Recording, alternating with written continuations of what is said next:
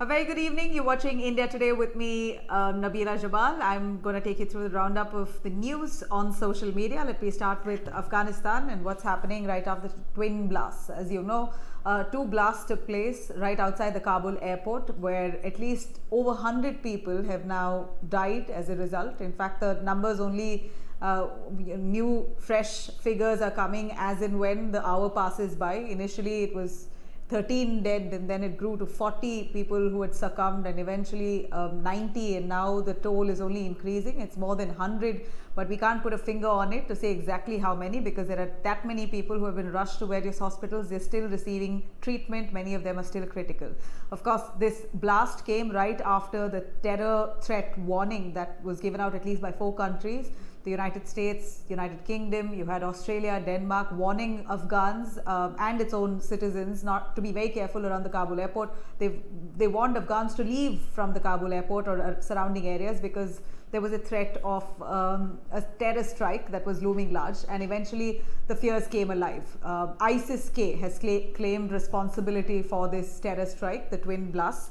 It's shocking that even after the blast took place last evening, today we see people coming back to the airport there in full crowd, only so that they manage to find at least one seat on an evacuation flight and flee the country. So they're worried of a lot more than just terror.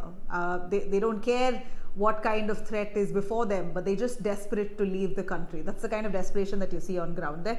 The 2 blasts that took place, one was at the Abbey Gate of the Hamid Karzai airport, and the second was at the Baron Hotel where British troops were housed. And now in the blast, we hear that about 13 British Army personnel have also been killed, including 11 Marines. It's unfortunate that the Taliban now has, of course, pinned the blame on ISIS-K, saying that this is ISIS-K's, of course, they're responsible for this attack, and we do not entertain such kind of violence, and we will ensure that they are brought to book, and that we will hunt them down.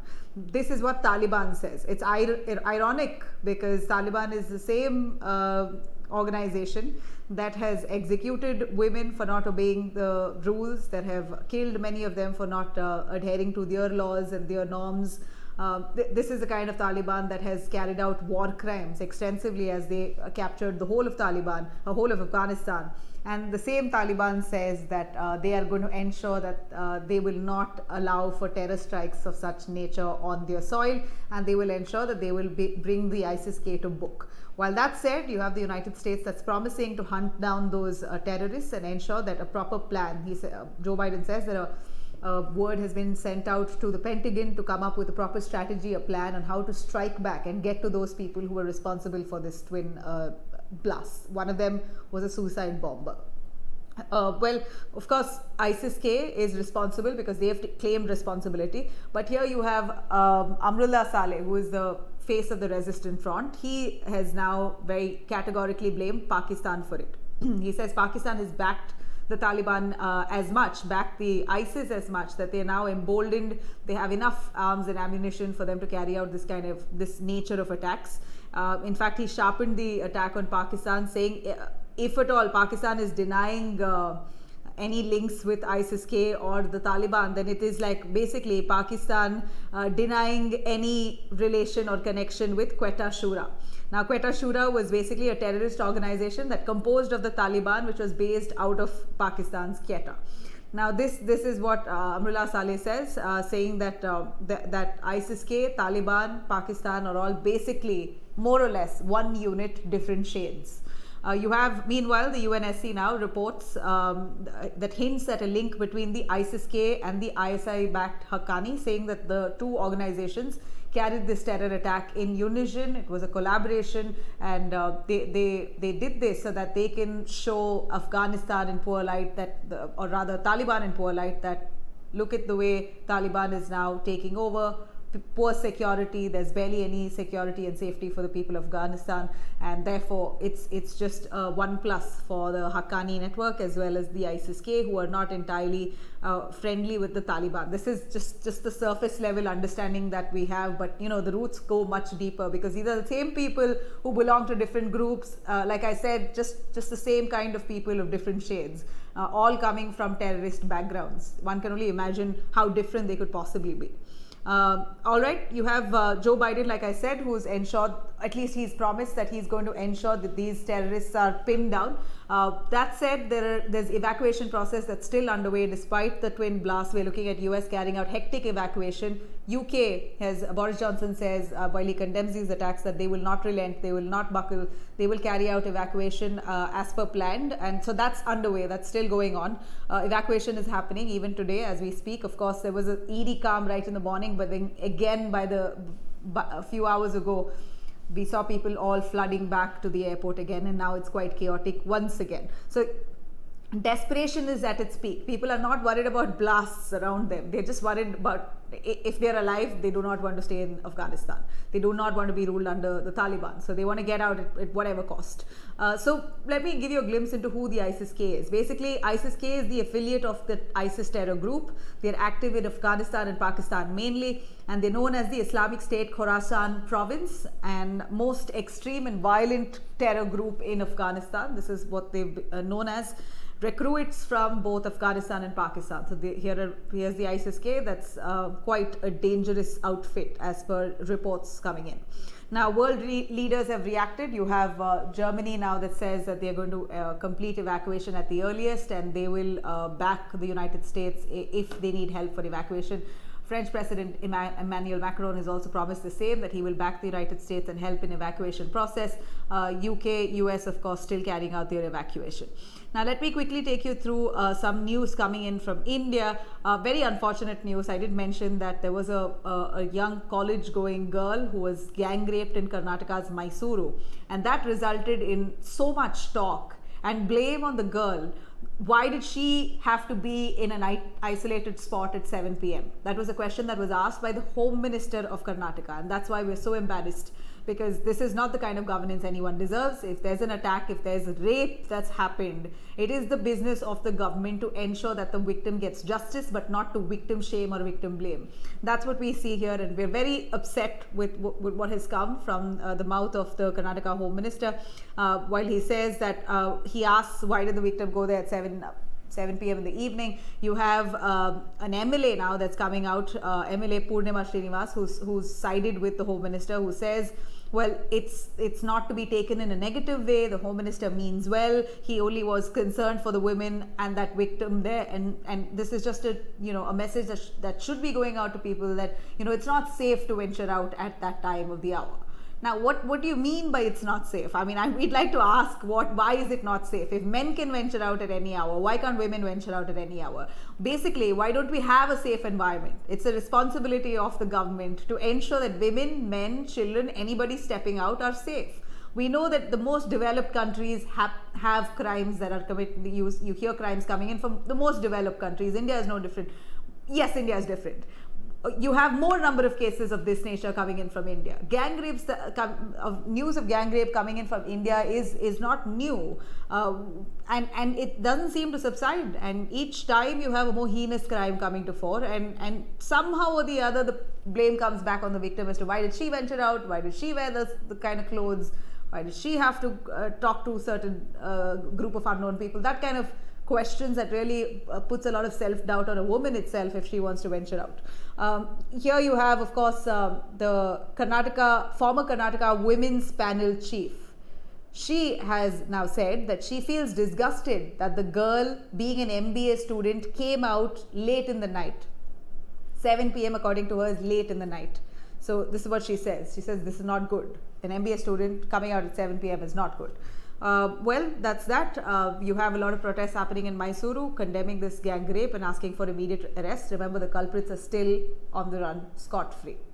Now, let me take you to Chhattisgarh. We are looking at the Congress party there, of course, almost failing at handling any crisis in any of their states. They have a handful of states, barely a few, and those few states, somehow you see internal bickering happening and the Congress High Command not able to get a grip of it.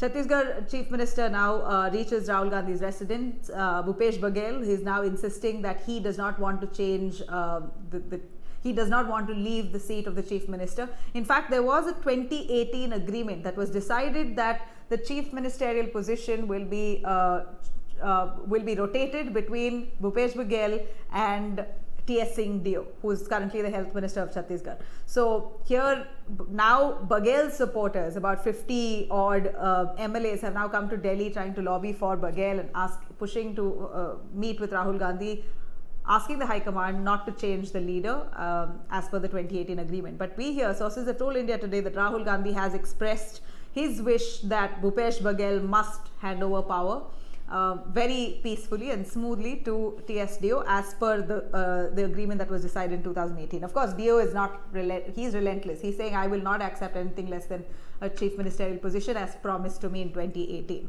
So let's see, you have the meeting that's, the meeting with the Congress High Command now. Whether they're going to come out with an announcement soon or not remains to be seen. But for now, it appears that the Congress is favorable with Dio assuming power now since the agreement was already made. Now, let me take you through Congress in Punjab. You have Navjot Singh Sidhu, who is now complaining that even though he's been elevated the post of Punjab president, Congress president, he still has complaints about not being given freedom to make decisions. He says, if I'm not given freedom to make decisions, then I'm a toothless chief. And he insists that if he has not been allowed to make decisions, then he will revolt against the party. He will not keep quiet. And he's of course, I mean, as per our reports and our reporters on ground, Navjot Singh Sidhu's fears or his statements are basically unfounded. He's got enough and more liberty. He's been elevated to the post very recently. He's already made a couple of appointments, and he's been given a free hand, basically, according to sources on ground. So Navjot Singh Sidhu, of course, has aspirations of being the chief minister. It's well known. He's always hit out on Captain Amrinder Singh. He's never wanted he never gelled well with the chief minister of Punjab, and both of them being in the same party have been at loggerheads, so much so that it's embarrassed the Congress party, which now the Congress party has asked Sidhu, or rather told him that, listen Sidhu, the party does not belong to you in Punjab. You have been made the president of the Punjab Congress unit, so please act in a civil manner or in a well-mannered way and ensure that people are coming together to work in unison for the benefit of the party. Don't carry anti-party activities. Don't indulge in controversies that's bringing shame to the party. That's the message that the Congress High Command has given, and also very strictly asked Sidhu to sack both his advisors. Malvinder Singh Mali, one of his advisors, has been really criticizing Captain Amrinder Singh with all sorts of statements that he's put up on social media against Amrinder Singh. And finally, when Congress High Command said it, Malvinder Singh Mali, we hear today, has resigned even before Sidhu could sack him. But remember, Sidhu never said a word on what Mali has put out. He's kept quiet whenever Mali has hit out at Captain Amrinder Singh, but when it comes to speaking about his own situation, he's been very vocal. So it almost looks like he's okay with his advisor speaking like that, because he himself believes that Captain is not the right fit. In fact, Sidhu said that if you don't give me power to make decisions, then you can only imagine what's going to happen, because public money is going to private pockets. He says, if you make me empowered, then I will ensure that the Congress will remain in power in the Congress for the next 20 years, and I will be able to live up to the expectations of the people. So all these statements that Sidhu is making somehow for the party, largely, which is mostly with Captain Amrinder Singh. Remember, about 60 odd MLAs, 10 ministers, 8 MPs, all of them attended a dinner that was hosted yesterday by the Punjab Chief Minister's close aide, Rana Gurmeet Singh Sodhi, and there they came up with almost a unifying voice that Captain Amrinder Singh will be the one leading the party to 2022 polls. And in fact, this proposal is also sent to the party High Command, and they've also insisted that the High Command quickly announce the next CM phase for Punjab before Sidhu can do any more damage. So we see that the strength of the Congress party in Punjab is mostly with Captain Amrinder Singh, and more or less a lot of the support that Sidhu got so far, somehow he seems to be losing out on that. Finally, I'd come to the story on COVID crisis in Kerala. We're looking at Kerala being the topmost state when it comes to COVID surge, over 30,000 cases in the last 24 hours, and we're looking at 3 days consecutively that's breached the 25,000 mark on a daily basis. So there's a lot of flack that Kerala is receiving. Initially, it had a great model that it would boast of, but now it appears that the rise in cases is really now raising questions on its model. So in an interview or an article that was put out, where Pinarayi Vijayan was speaking in an interview or a statement that was put out, that he said very clearly, if Kerala model is wrong, then what model should Kerala follow? He insists that not one person in Kerala died out of lack of oxygen. He confirms that not one person was left out in terms of being given medical aid, a bed. Nobody was deprived. Everybody got adequate medical help at the right time. And therefore, the Kerala model, according to him, is the right model to follow. Yes, the cases are increasing, but they are doing whatever they can in their capacity. He says that the pandemic, of course, the only solution to the rising cases is vaccination, and this is the responsibility of the central government to ensure that vaccines are given out adequately to every state, including the state of Kerala. So this is what he says, while also condemning that the government, union government, and some people are trying to paint a negative picture of Kerala and create some panic. Of course, you even had Congress leader Shashi Tharoor coming out to protest, condemning the rise in cases of COVID-19 in Kerala. So Pinarayi Vijayan says all is well in Kerala, and he's going to ensure whatever he can do, he's going to do, and so far what he's done is right, he believes. All right, that's it for now. On that note, stay safe.